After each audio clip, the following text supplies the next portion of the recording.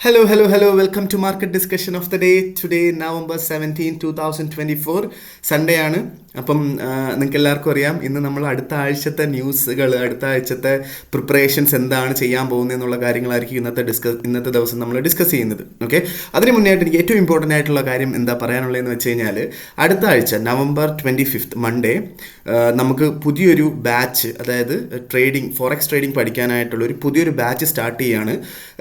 Absolutely free of cost ആണ്. നമുക്ക് free ആയിട്ട് ഒരു 2 ആഴ്ചത്തെ ക്ലാസ് നടക്കാൻ പോവുകയാണ്. ഓക്കെ, അതിന് ചെയ്യാൻ താല്പര്യമുള്ള ആൾക്കാർക്ക് എൻ്റെ ഡിസ്ക്രിപ്ഷനിൽ എൻ്റെ വാട്സപ്പ് നമ്പർ കൊടുത്തിട്ടുണ്ട്, എൻ്റെ ഇൻസ്റ്റാഗ്രാം ലിങ്ക് ഉണ്ട്. അതിൽ കയറി എനിക്ക് മെസ്സേജ് അയയ്ക്കുക. ബാക്കിയുള്ള ലിങ്കും കാര്യങ്ങളും ഞാൻ പേഴ്സണലി നിങ്ങൾക്ക് തരുന്നതായിരിക്കും.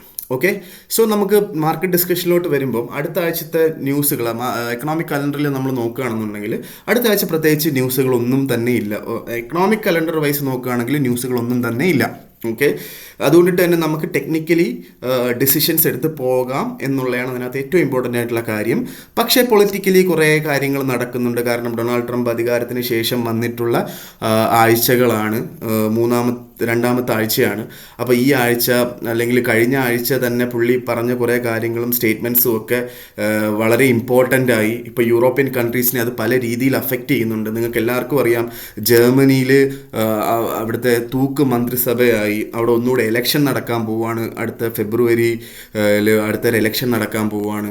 ഓക്കെ, അപ്പം അതേപോലെ തന്നെ പല യൂറോപ്യൻ രാജ്യങ്ങളിലും അത് അഫക്റ്റഡ് ആവുന്നുണ്ട് എന്നുള്ളതാണ് അതിനകത്ത് ഏറ്റവും ഇമ്പോർട്ടൻ്റ് ആയിട്ടുള്ള കാര്യം. ഇത് നമ്മളൊന്ന് ജസ്റ്റ് മനസ്സിൽ വെച്ചിരിക്കുക എന്നുള്ളത് മാത്രമാണ് നമ്മൾ ചെയ്യേണ്ട കാര്യം. ഓക്കെ, പിന്നീട് രണ്ടാമത് നമ്മൾ മനസ്സിൽ വെക്കേണ്ട കാര്യം എന്താ വെച്ചാൽ, ഓൾമോസ്റ്റ് ഒരു ജാനുവരി 20 ശേഷം, അല്ലെങ്കിൽ അതിന് മുന്നെയോ, ജനുവരി 20 അല്ലെങ്കിൽ ഫെബ്രുവരി ലാസ്റ്റിന് മുന്നേ ആയിട്ട് ഫിസിക്കൽ വാറുകളെല്ലാം അവസാനിക്കും. ഓക്കെ, അതിനുശേഷം നടക്കാൻ പോകുന്നത് എന്താണെന്ന് വെച്ച് കഴിഞ്ഞാൽ, ഒരു സാമ്പത്തിക മേഖലയിൽ ഉണ്ടാവുന്ന കുറച്ച് എന്താ പറയുക, ഒരു കോമ്പറ്റീഷനാണ്, അല്ലെങ്കിൽ അവിടെ നടക്കുന്ന ഒരു വാറാണ്. ഓക്കെ, അതിനെ സംബന്ധിച്ച് നോക്കാൻ നേരത്ത് ചൈന വേറൊരു തട്ടിലും US വേറൊരു തട്ടിലും നിന്ന് എന്താ പറയുക, പല പ്രോഡക്റ്റുകൾക്കും ഉണ്ടാവുന്ന ടാക്സും താരിഫും ഒക്കെ വെച്ചിട്ടുള്ള ഒരു അൺസർട്ടനിറ്റി അതിനുശേഷം ഉണ്ടാവും എന്നുള്ളതാണ് വേറൊരു കാര്യം.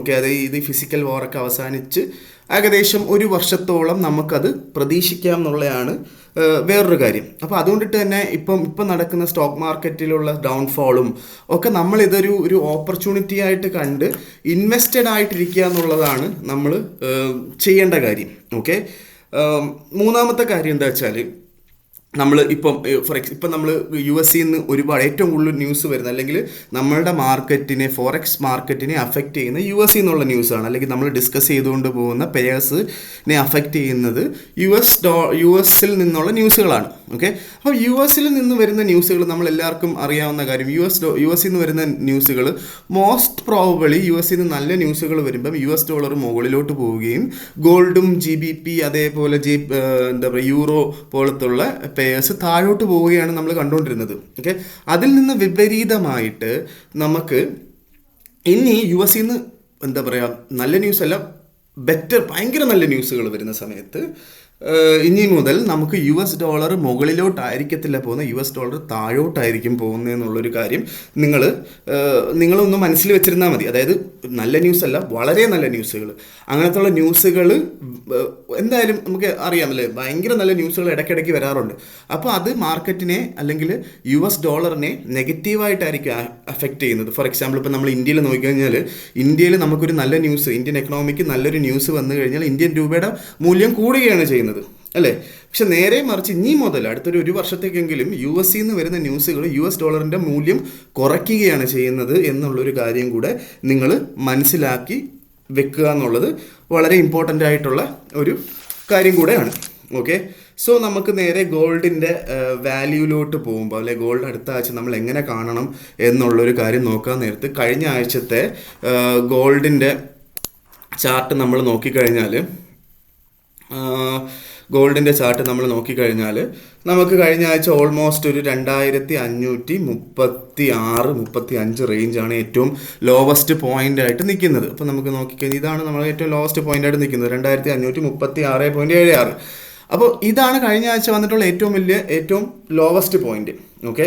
അപ്പം നമ്മൾ കഴിഞ്ഞ ആഴ്ച തന്നെ ഒരുപാട് മാർക്കറ്റ് നല്ല രീതിയിൽ മൂവ് ആയി എന്നുള്ളത് വേറൊരു കാര്യമാണ് അല്ലേ. കഴിഞ്ഞ ആഴ്ച നമ്മൾ ഓൾമോസ്റ്റ് ഒരു മോർ ദാൻ ഒരു 1000 പിപ്സിൻ്റെ മൂവ്മെൻറ്റ് ഉണ്ടായിട്ടുണ്ട് എന്നുള്ളത് വേറൊരു വളരെ ഇമ്പോർട്ടൻ്റ് ആയിട്ടുള്ളൊരു കാര്യം കൂടിയാണ്. ഇപ്പം നവംബർ 11 നമ്മൾ നോക്കിക്കഴിഞ്ഞാൽ 2683 നിന്നാണ് 2538 പോയത്. ഓക്കെ, ഓൾമോസ്റ്റ് 1500 പിപ്പിൻ്റെ മൂവ്മെൻ്റാണ് കഴിഞ്ഞ ഒരാഴ്ച നടന്നിട്ടുള്ളത്. ഓക്കെ, അപ്പോൾ അതേപോലത്തുള്ള മൂവ്മെൻറ്റ്സ് ഈ ആഴ്ച നമ്മൾ പ്രതീക്ഷിക്കാം. പക്ഷേ ഉള്ളൊരു ബെറ്റർ പാർട്ട് എന്താണെന്ന് വെച്ച് കഴിഞ്ഞാൽ ഈ ആഴ്ച പ്രത്യേകിച്ച് ന്യൂസുകളൊന്നും ഇല്ല എന്നുള്ളതാണ് ഒരു ബെറ്റർ കാര്യം എന്ന് പറഞ്ഞു കഴിഞ്ഞാൽ. ഓക്കെ, പക്ഷേ ഗോൾഡ് ഉറപ്പായിട്ടും മുകളിലോട്ട് പോകും എന്നുള്ളതാണ് ഒരു ഇമ്പോർട്ടൻ്റ് ആയിട്ടുള്ള കാര്യം. അതിപ്പം അടുത്ത ആഴ്ച തന്നെ ആവണം എന്നല്ല, ചിലപ്പം ഈ വർഷം തന്നെ ഓൾ ടൈം ഹൈ വരെ ബ്രേക്ക് ചെയ്യാനായിട്ടുള്ള ചാൻസ് ഗോൾഡിനകത്ത് ഉണ്ട് എന്നുള്ളതാണ്. കാരണം ഈ അൺസർട്ടനിറ്റീസ് കാരണം gold as A safe heaven ആൾക്കാർ ഇൻവെസ്റ്റഡ് ആവും. ഓക്കെ, ഒന്നാമത്തെ കാര്യം. അതുമാത്രമല്ല, ഫെസ്റ്റിവൽ സീസൺ ആയതുകൊണ്ടിട്ട് ആൾക്കാർ ഫിസിക്കലി ഗോൾഡ് മേടിക്കും എന്നുള്ളതാണ് രണ്ടാമത്തെ അതിനകത്തുള്ളൊരു കാര്യം.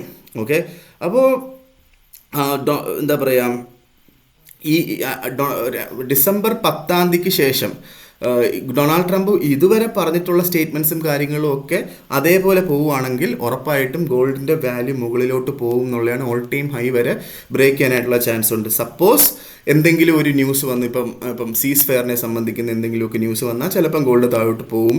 ഒഴിച്ചു കഴിഞ്ഞാൽ ഇതേവരെയുള്ള സിറ്റുവേഷൻസ് നോക്കുകയാണെന്നുണ്ടെങ്കിൽ ഉറപ്പായിട്ടും ഗോൾഡ് മുകളിലോട്ട് പോകും. ഓക്കെ, അപ്പോൾ ഈ ഒരു വീക്കിനെ നമ്മൾ നോക്കുമ്പോൾ ഈ വീക്കിലെ ഒരു മോസ്റ്റ് പ്രോബ്ലി നമ്മളുടെ ഒരു എന്താ പറയുക വലിയ മൂവ്മെൻറ്റ്സ് ഒന്നും ഇല്ല എന്നുണ്ടെങ്കിൽ ഈ വീക്കിലെ ഒരു എന്താ പറയുക റേഞ്ച് നമ്മൾ നോക്കിക്കഴിഞ്ഞാൽ 2530 to 2580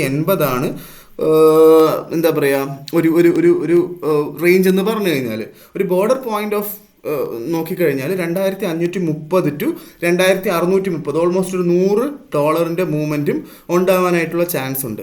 ഓക്കെ, പക്ഷേ ഇതൊരു ടെക്നിക്കൽ വീക്ക് ആണെന്നുള്ള കാര്യം നമ്മൾ കൺസിഡർ ചെയ്യുക എന്നുള്ളതാണ് ഏറ്റവും ഇമ്പോർട്ടൻ്റ് ആയിട്ടുള്ള കാര്യം. ഓക്കെ, അപ്പം നാളത്തെ കാര്യം, നാളെ നമ്മൾ എങ്ങനെ തീരുമാനം എടുക്കണം എന്നുള്ള കാര്യം നോക്കിക്കഴിഞ്ഞാൽ നാളെ നമ്മൾ കുറച്ചൊന്ന് വെയിറ്റ് ചെയ്യണം. US മാർക്കറ്റ് ഓപ്പൺ, കാരണം ഈ വീക്കെൻഡിൽ നടന്നിട്ടുള്ള കുറേ കാര്യങ്ങളുണ്ട് അല്ലേ. ഈ വേൾഡിൽ പല സ്ഥലങ്ങളിൽ നടന്നിട്ടുള്ള ഒരുപാട് കാര്യങ്ങൾ, അതെങ്ങനെയാണ് മാർക്കറ്റിനെ അഫക്റ്റ് ചെയ്യുന്നത് നമുക്കറിയില്ല. അതുകൊണ്ടിട്ട് തന്നെ ഏഷ്യ ഓപ്പൺ, യൂറോപ്പ് ഓപ്പൺ സമയത്തൊക്കെ നമ്മളൊന്ന് മാറി നിന്നതിന് ശേഷം US ഓപ്പൺ സമയത്തിന് ശേഷം, അതായത് UK ടൈമിംഗ് 1:30, ഇന്ത്യൻ ടൈമിംഗ് 6 മണി. ഓക്കെ, 6 മണി കഴിഞ്ഞിട്ട് ഏകദേശം 7-7:30 ക്യാൻഡിൽ തുടങ്ങി, 7-8 ക്യാൻഡിലിനൊക്കെ നമുക്ക് തീരുമാനം എടുത്ത് തുടങ്ങാം. ആ ഒരു സമയത്ത് സപ്പോസ് മാർക്കറ്റ് നമുക്കൊരു 2530-35 റേഞ്ചിൽ നമുക്ക് കിട്ടുകയാണെന്നുണ്ടെങ്കിൽ നമുക്ക് അവിടുന്ന് ബൈ ചെയ്തുകൊണ്ട് സ്റ്റാർട്ട് ചെയ്യാം. 2522-24 താഴെയായിട്ട് 22 റേഞ്ചിലൊക്കെ നമുക്ക് സ്റ്റോപ്പ് ലോസ് ഇടാം, അല്ലെങ്കിൽ 21 നമുക്ക് സ്റ്റോപ്പ് ലോസ് ഇടാം എന്നുള്ളതാണ് അതിനകത്തുള്ളൊരു കാര്യം.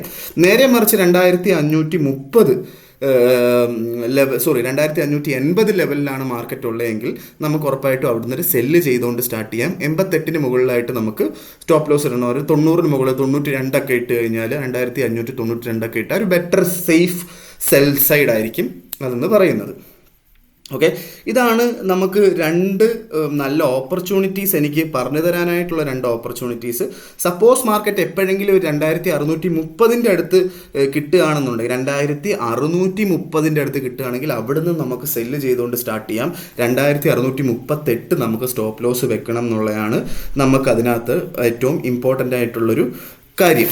ഓക്കെ, അപ്പോൾ ഇതാണ് എന്താ പറയുക അതിനകത്തുള്ളൊരു കാര്യം. ഈവൻ 2550 ഇന്നലത്തെ ലോ എത്രയാണ് നമുക്ക് മാർക്കറ്റ് പോയിട്ടുള്ള ഇന്നലത്തെ ലോ എന്ന് പറയുന്നത്, അതായത് ഫ്രൈഡേയിലത്തെ ലോ 2554.34, ആ ഒരു സ്ഥലത്തിനടുത്തൊക്കെയാണ് മാർക്കറ്റ്. 2550 ബ്രേക്ക് ചെയ്ത് താഴോട്ട് പോകുന്നില്ല എന്നുണ്ടെങ്കിൽ ആ ഒരു പോയിന്റിൽ നിന്ന് നമുക്ക് ഈ പറയുന്ന 7:30 മണിക്കുള്ള ക്യാൻഡിൽ, അതായത് UK ടൈം 1 മണിക്കുള്ള ക്യാൻഡിൽ 2550 അടുത്താണെങ്കിൽ അവിടുന്ന് നമുക്ക് ബൈ ചെയ്തുകൊണ്ട് സ്റ്റാർട്ട് ചെയ്യാം എന്നുള്ളതാണ് അതിനകത്തുള്ളൊരു ഇമ്പോർട്ടൻ്റ് ആയിട്ടുള്ളൊരു കാര്യം.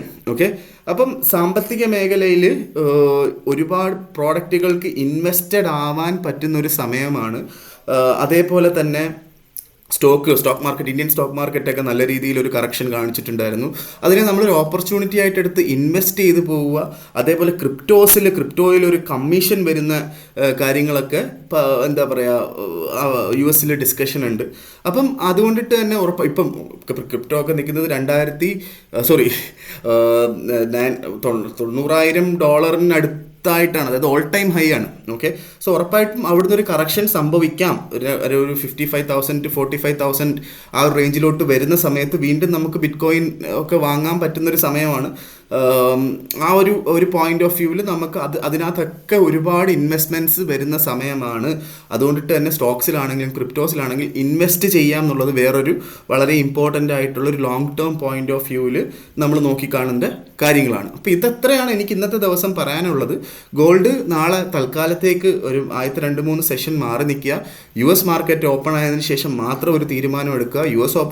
US മാർക്കറ്റ് ഓപ്പൺ ആവുന്ന സമയത്ത് 2550 അടുത്ത് കിട്ടുകയാണ്, 2530 അടുത്ത് കിട്ടുകയാണ്, ബൈ ചെയ്യുക.